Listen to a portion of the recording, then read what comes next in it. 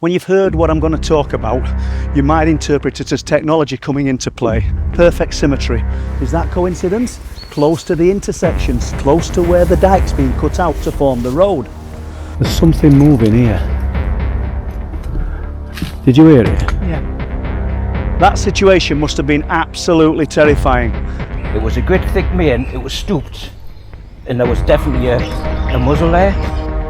Does that sound impossible? It does to me, but that's what they're reporting. And I'm not going to be silenced or silence these people for telling me these things when none of them know each other and they're all coming at it from a similar angle. That doesn't exist, couldn't exist, shouldn't exist, being seen along this road.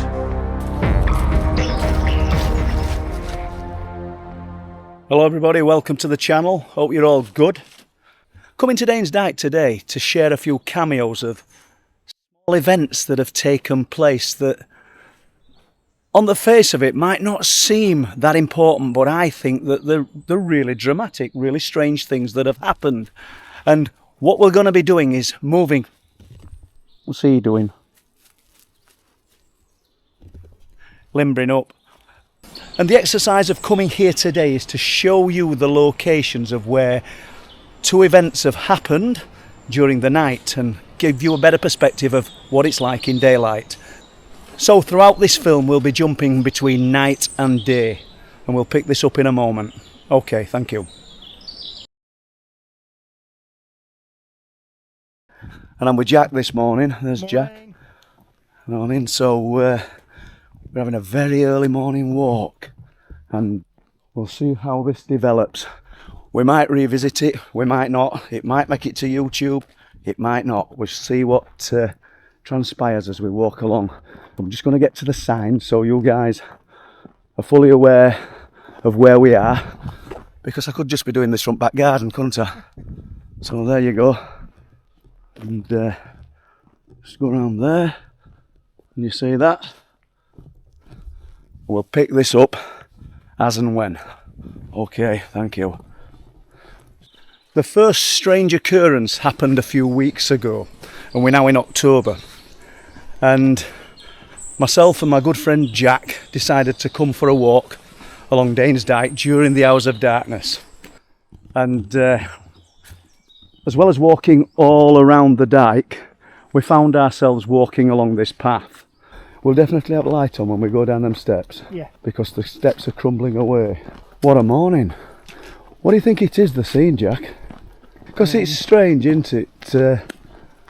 You know, there's so many people coming forward. Too many. There's too many. It is that simple, isn't it? Yeah, there's too many people coming forward and you just wouldn't think it, would you? Yeah. So we want to be down here, Jack. Do you want your light, Jack, or...?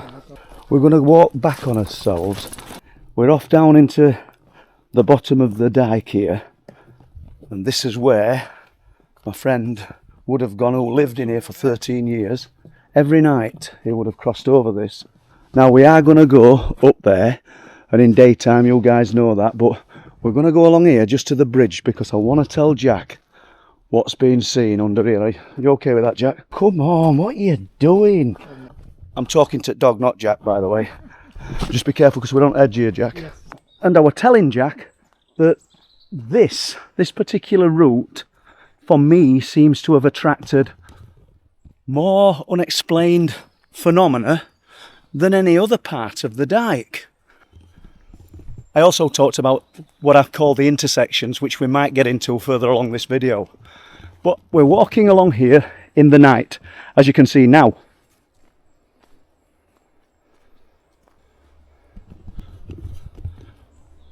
Obviously the conditions are not favourable. We've just got a weak light on and we're walking, and that's why I'm doing this. But when we reached around this location here, I kind of sensed something. Don't ask me how, don't ask me why. But I said to Jack, I can feel something coming, or there's something happening. Words to that effect. You're going to hear it on the actual nighttime footage. But amazingly, when we reviewed the footage, because during the night we never saw a thing, Absolutely nothing. There was just a sense of something. That's all I can say. You know, a sense that something was there. But what that unknown something was, I've got no idea. But amazingly, as you're going to see now, as I say those words, this happens. And if you want to put light on bright, Jack, so you get your bearings, just so you know that what is that bothering you at light, Jack? No, okay. Whatever people are seeing seems localised to a certain area. So we're going to go there now. Not necessarily to see anything. We're going to go there just to get a feel or a flavour of what it is in the early hours of morning. And as you can see, it takes on a different persona. Look how deep it is down there.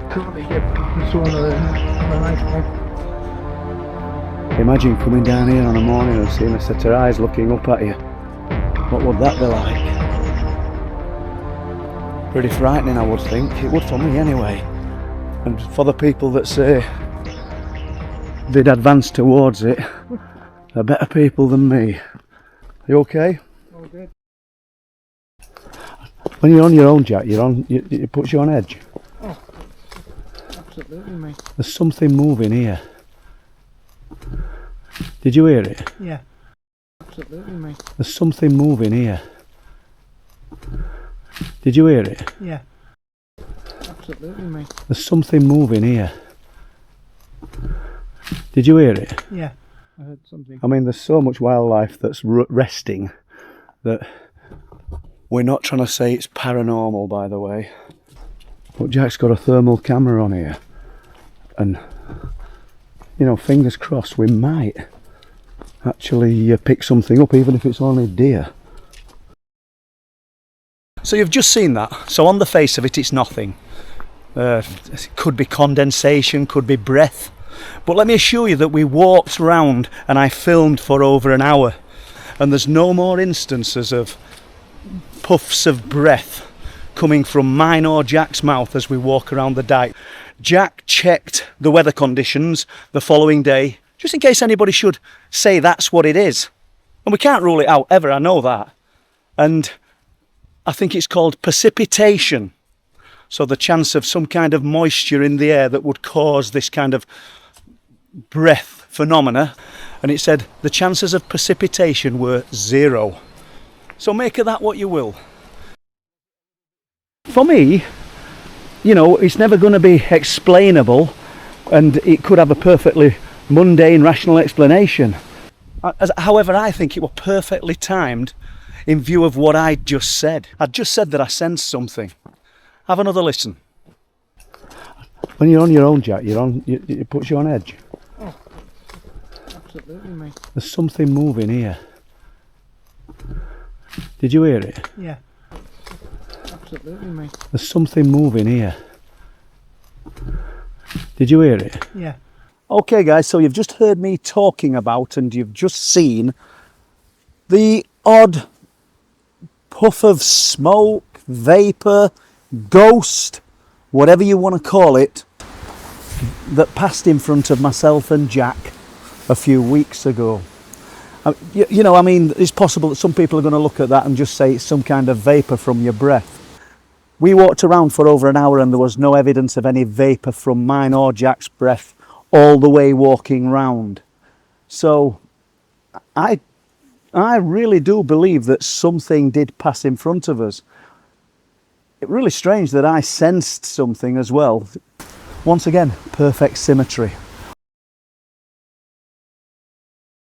Right, before we move on to the next odd occurrence, I want to talk about what I've called the intersections, where things of a strange and unusual nature have occurred in this location, but in sections of the Dyke that have been cut away, such as where the road runs through to Flamborough, such as where the road runs out of Danes Dyke.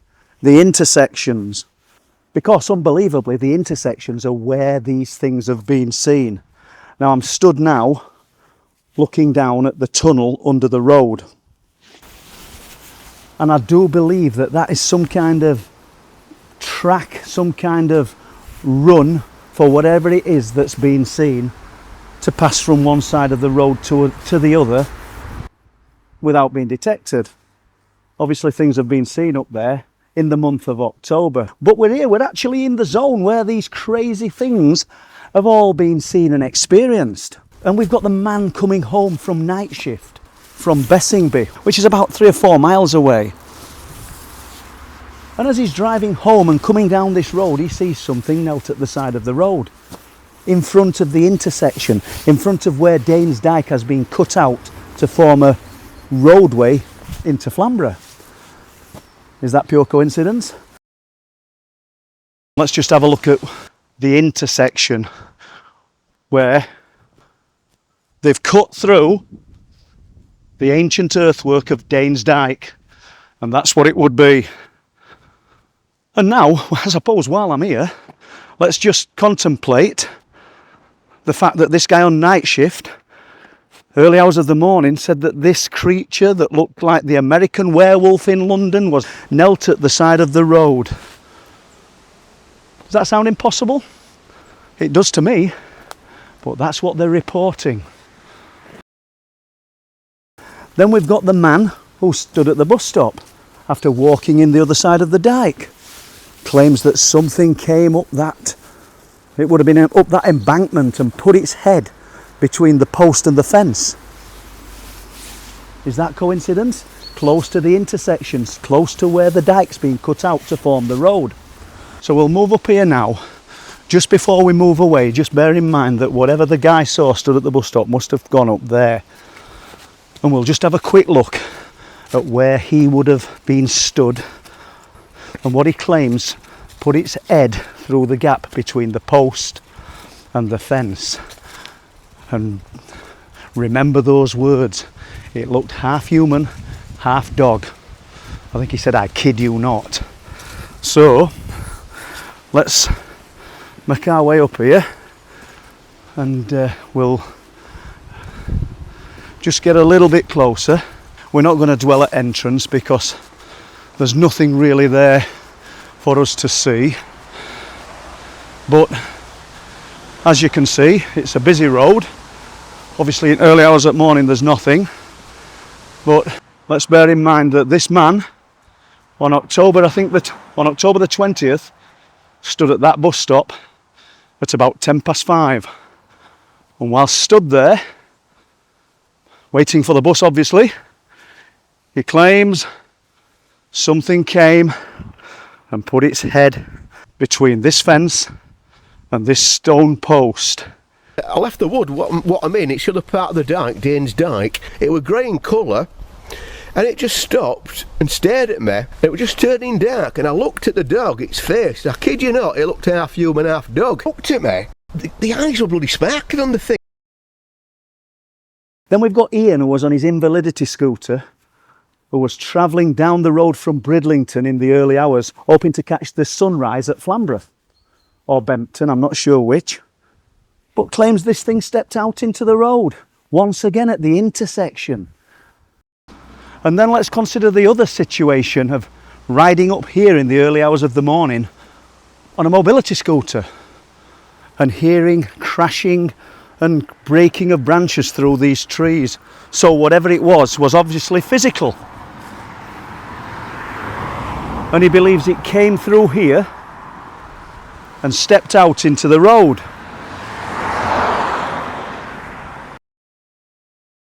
She walked on the road. I was looking back all the time. Yep. There was panic and fear. How far up did you get? Well, I got to the top of the brow, Right. but there, where that grass is, Okay. that's where it stopped. That situation must have been absolutely terrifying.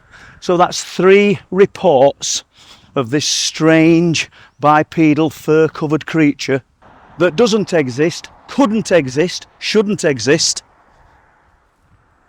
being seen along this road. Come on. How does that work, people? It sounds impossible, doesn't it? Let's face it, in reality it's not possible, but that's what people are reporting. And I'm not going to be silenced or silence these people for telling me these things when none of them know each other and they're all coming at it from a similar angle. And that's not where it ends, because before we leave this and jump back to the strange occurrences during our nighttime walks, remember that the lady, her young son and her brother several years ago were here. This very location, 50 yards from the tunnel in the road, 30 yards from the actual main road, when she claims that something growled in her ear, literally on her shoulder, so loud that it frightened the life out of her. Yet her brother and her young son heard nothing.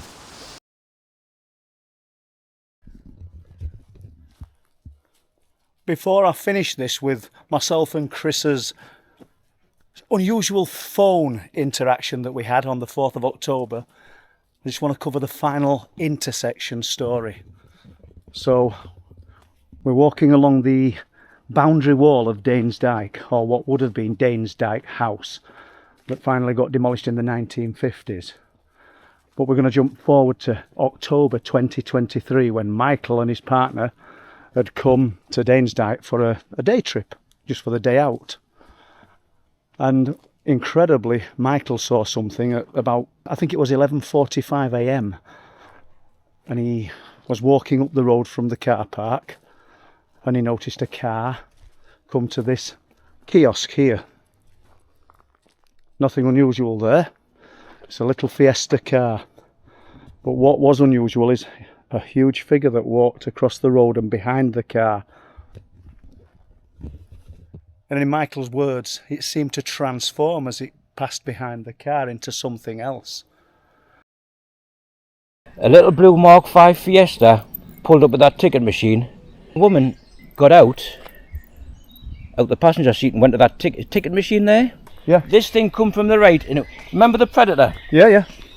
Out the corner of my eye, it was moving, and it was like camouflage in a way. And I just thought, fuck me, he's tall, wouldn't mess with him. And then when it got further towards the car, it turned into like a long black coat, big brimmed hat. Definitely a hat. It looked like a hat stooped over. And I thought, Jesus, he's twice the size of the car. Then when it got to the back of the car, it was a great thick mane, it was stooped. And there was definitely a muzzle there. Could whatever people are seeing literally have walked out of one of these cuttings that have been chopped out of Danes Dyke? Is it really possible? I think it is.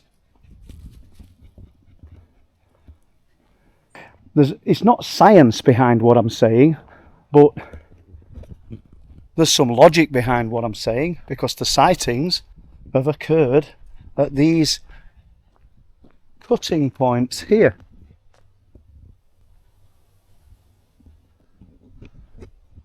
Imagine the significance of why this place was built. Imagine jumping back thousands of years to when early man created this mammoth feat of manpower and endurance. And we have to ask ourselves, for what reason? Was it actually to hold something in? Was it a barrier of sorts?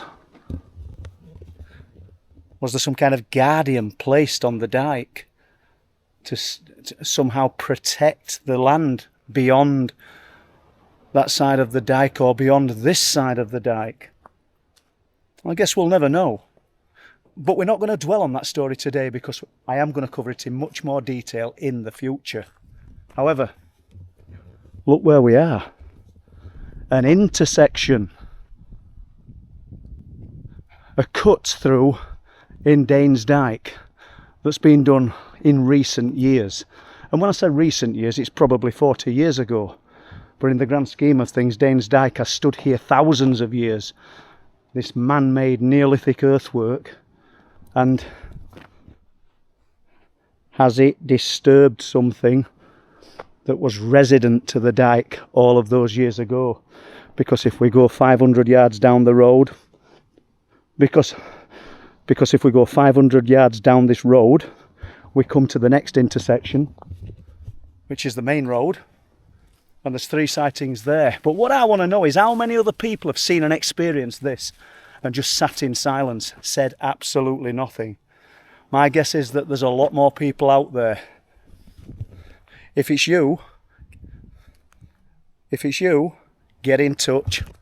Tell us what you've seen. You can remain anonymous if you like. And let's sort of open this story up. Okay guys, now to myself and Chris on October the 4th. So we'll move on. I've took my coat off because it's getting extremely warm.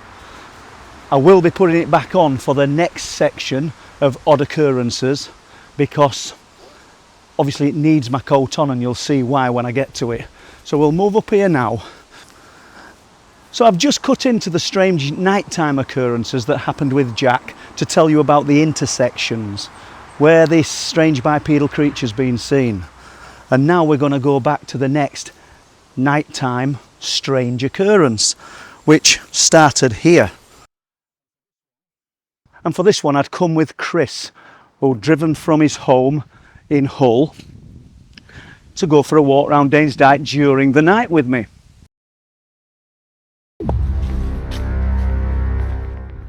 This is the zone, to be honest, Chris. In my opinion, if everything that people have been reporting, apart from Michael's experience, has been around here, within like 100 yards of this spot. But this is where tunnel is under road.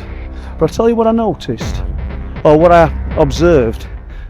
I've got 3 reports from October near road, and 1 report from October near parking kiosks, yeah? But they're all intersections where Dyke's being cut through.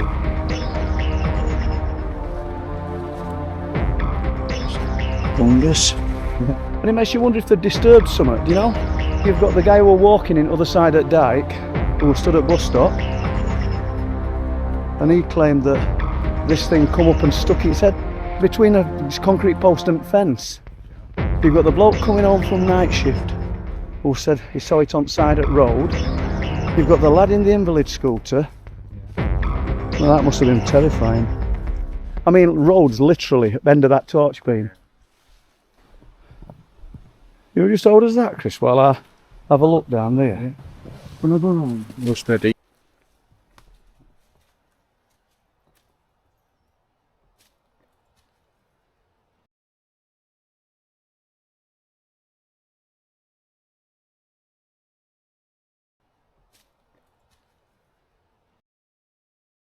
When you've heard what I'm going to talk about, you might interpret it as technology coming into play. Perfect symmetry, just like the smoky, ghostly shape that passed in front of myself and Jack. But let's jump to it. Here's myself and Chris now during the night.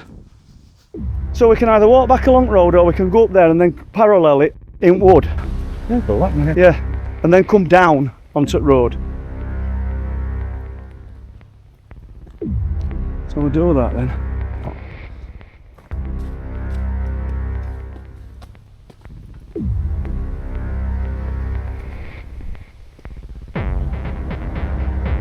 We're only really walking back on us then, you know. You're not going up to Bempton now, are you, mate? No. No, I don't, to be honest, Chris. I'm happy to have had a walk around here with you, like, but I didn't want it to be a waste of time for you. It's weird, you know, that little dog. It's only because it doesn't know, but it'll walk around anywhere in dark, and they don't know fear, do they? You know, like we think this is edgy. It's just like he's walking around in day. Well, apart from what it a flasher light or a sparkler light? It's just like the one we saw on the pack with Aaron. It's just It opened up and it flashed one. So apart from a flasher light, literally within the first 10 minutes, when we got to the bottom near sea, we Right above that bush. One, yeah, like, you know, in the heavens, just above bush. sort of reflecting the light. It's weird because we've not seen out. We've heard a creaking noise, which we know what it was now, I think, and it was a tree. But I think that's good because That was a definite. yeah, Because some people would want to make. Oh, we had a weird noise. Yeah. We didn't really. We did for 5 minutes. Yeah, I think it was a tree. Yeah. I agree. Down telling about the time he told me about years ago. He said he was walking home and he had his own flat one night. And it was real thick fog. Right. And he said there was a light come out the fog and like scanned him. And you could hear crackling. Like electrical static. Yeah, like, as it went across him and it just disappeared. Yeah, Like from above him. I'm not sure. I think he did mention it. Electricity is an imbalance of electric charges, excess or deficit of electrons, on the surface of a material. It were listening to us. What was it? Electric charges on the surface of electrons. Phone were listening to us. What, like Google Yeah. Yeah. singing? Well, he said electric charges on the surface of material, like electrons. Yeah, you know. Just, it made me jump. That. Yeah. It sounded like it was behind us, in fact. Quite a look. Yeah, but it just shows, doesn't it? I never touched my phone. Yeah, they've been locked in your pocket. Yeah.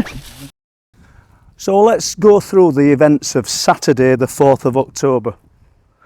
I'm walking through here in the night on this very path with Chris. And Chris starts to tell me about his friend Darren, who, whilst walking home in the fog years ago, where he lived towards Hull, a light passed over his head quite low, and the light stopped and began to crackle, and it sounded like static. At the moment Chris started talking about the static, we heard voices. My phone didn't ring.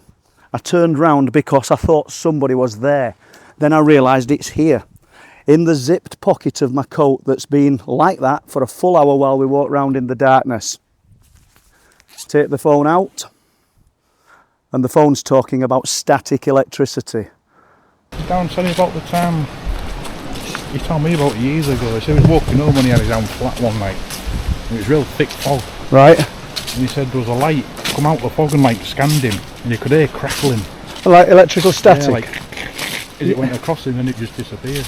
Yeah, Like from above him. I'm not sure. I think he did Static mention electricity it. is an imbalance of electric charges, excess or deficit of electrons, on the surface of a material. It needs a thumbprint to activate it. I didn't say any key words that could have activated it. Is that just coincidence? Just like the smoky shadow that walked in front of myself and Jack? Is that pure coincidence when I say I kind of sense something? When you're on your own, Jack, it puts you on edge.